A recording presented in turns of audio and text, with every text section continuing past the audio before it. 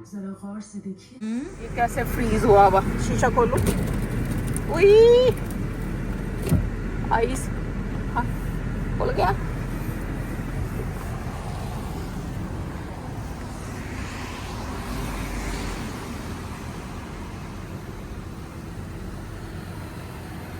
देखो कैसी आइस है सारी।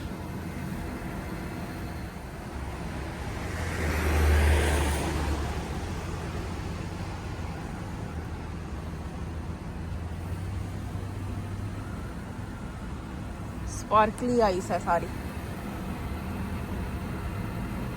बारिश सारी जम गई है इसके ऊपर।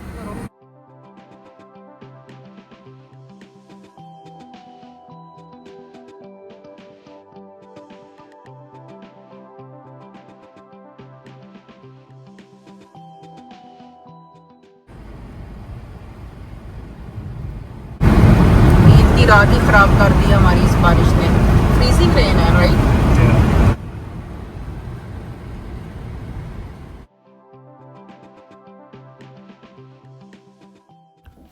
अस्सलाम वालेकुम। सब ने ईद के व्लॉग शेयर कर लिए, चांद रात के कर लिए। मैं कुछ इतनी टायर्ड थी कि मेरे से बोलने की भी हिम्मत नहीं थी। तो मैंने कोई वॉइस ओवर नहीं किया और वीडियोस भी नहीं बनाई। मैंने सोचा चलें कोई बात नहीं, आज हम रेस्ट करते हैं कपल ऑफ डेज़, रमज़ान की थकावट उतारते हैं और फिर आपके साथ शेयर करते हैं। तो जैसे कहते हैं ना, पंजाबी दी एक कहावत है कि गरीबा ने रोज़े रखे थे दिन वड्डे आ गए, या सर मंडवाते ही ओले पड़े। मैंने इतने दिन से प्लान किया हुआ था कि लास्ट डे हम चलेंगे चांद रात देखने। बेटे को रेडी किया था क्योंकि रिजवे जाना था और रिजवे में बच्चे भी जाने से घबराते हैं। तो मैंने बड़ी मुश्किल से उसको रेडी किया हुआ था कि आप मुझे रिजवे लेके चलना, क्योंकि मुझे भी वहाँ पे जो ट्रैफिक से ना थोड़ी घबराहट होती है, गाड़ी वहाँ पे मूव करनी बड़ी मुश्किल होती है। और इस तरह के मौक़ों में सारे पाकिस्तानी इकट्ठे होते हैं, खूब रौनक लगी होती है। तो मैंने कहा था कि 3 दिन का चांद रात का मेला है, तो हम ताक रात को क्यों ज़ाया करें। आखिरी तो हमारी ताक रात थी ना रमज़ान की, तो आगे चलेंगे जब हमारी चांद रात होगी। जब चांद रात आई तो आपने सिचुएशन देख ली है। घर से निकले हैं, गाड़ी पे फ्रीजिंग रेन, बिल्कुल इस तरह से शीशा जमा हुआ था, यानी वो बारिश हो रही थी और सर्दी की शिद्दत से वो जम रही थी।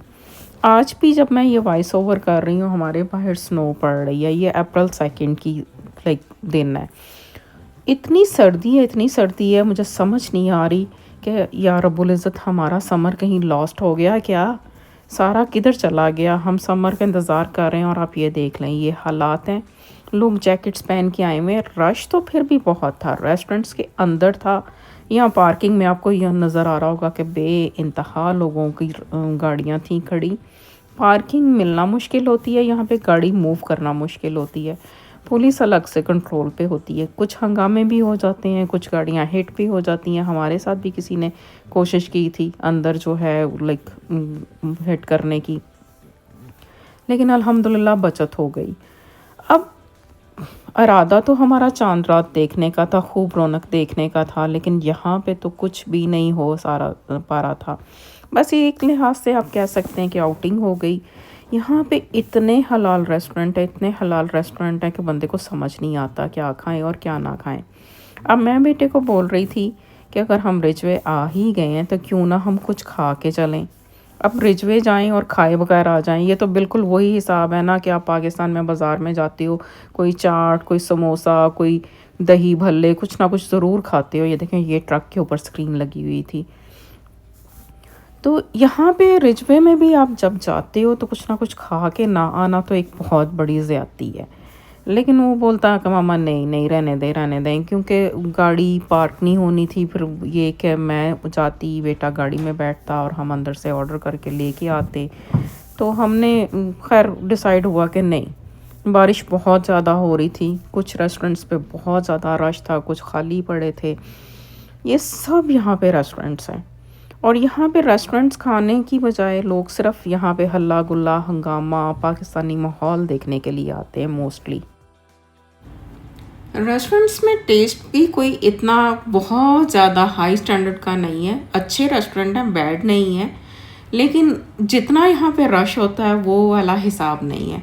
जैसे आजकल रमज़ान में एक बहुत मज़े का एक जोक चल रहा है कि सारे बच्चे जो हैं वो मौलाना साहब को कहते हैं कि सर हमारी सुबह यूनिवर्सिटी है, स्कूल है, कॉलेज है, तो हमें जाना है 8 तराबियों के बाद।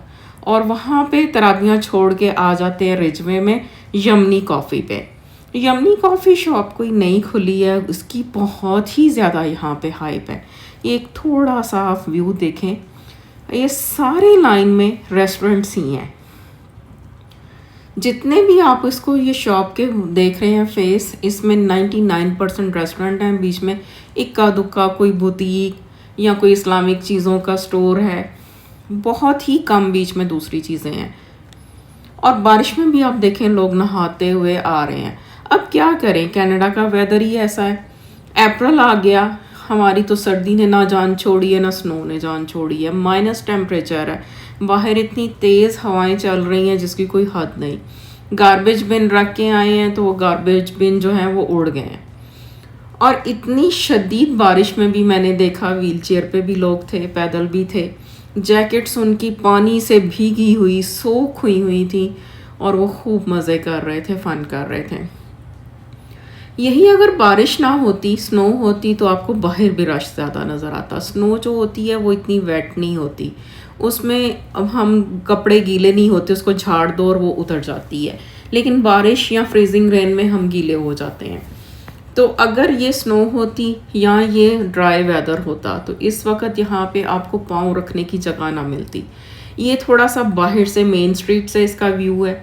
अंदर इसके कई सेक्शन हैं, वन वे ये कर देते हैं वीकेंड पे और ख़ास तौर पे रश के डेज़ पे। पुलिस यहाँ पे बहुत खड़ी होती है कंट्रोल करने के लिए। यहाँ पे हंगामे भी होते हैं, यहाँ पे लड़ाइयाँ भी होती हैं और गाड़ियाँ हिट भी हो जाती सम टाइम।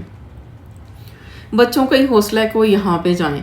अब हम वहाँ से तो निकल आए बगैर खाए पिए, तो ज़रा मैंने कहा था ये तो हम बोर हो गए, कोई इंजॉयमेंट नहीं हुई, ना तो हम देख सके हैं चांद रात की कोई रौनक, ना हमने कुछ खाया है। तो घर जाते जाते ऐसे तो मैं नहीं जाती। फिर मैंने अपने बेटे से कहा भाई हम तो कुछ खा के जाएंगे। उसका था कि मैं टिम हॉर्टन लेता हूँ, कॉफ़ी लेता हूँ, मुझे कॉफ़ी नहीं पसंद। तो मैंने फिर ये KFC जो है वो चूज़ किया और हमने वो खाया। अब घर आके वहाँ से रात के 12 बजे कपड़े रेडी किए ईद के। मेरा ये वेलवेट का सूट था, इज़निक का सूट था, बहुत ही खूबसूरत सूट था, मुझे भी बहुत पसंद आया, जिसने देखा उसको भी बहुत पसंद आया। टिशू का इसके साथ दुपट्टा था और इतनी फ़ाइन और ख़ूबसूरत वेलवेट थी, नीचे लाइनिंग लगने के बावजूद भी इतना वो फैला हुआ नहीं था। तो बहुत ही प्यारी लुक थी इसकी। और बेटी ने भी इज़निक का ही सूट लिया था, वो इसका पिंक कलर का था। ये मेरा तरीका है कि मैं इस तरीके करके कपड़े जो हैं ईद के रख देती हूँ रीलिंग पे। बच्चों ने पहने थे जुब्बा, क्योंकि कज़न लेके आया था सऊदीया से उम्रा करके गिफ्ट। इन्होंने सब ने मिल के जो है एक ही ड्रेस एक सेम पहना था जो कि जुब्बा था। शलवार कमीज़ हमेशा पहनते हैं, फ़र्स्ट टाइम इन्होंने किया। ये बेटी का था पिंक कलर का, मियाँ की शलवार कमीज़ थी, बेटों के जुब्बे थे जिसको तोप भी कहते हैं हम, और मेरा वेलवेट का सूट था। अभी हमारे यहाँ तो खूब सर्दी है, सो वेलवेट चल गई है। नेक्स्ट ईद पे देखते हैं कैसा मौसम होगा। ये सारी मेरी ईद की तैयारी थी।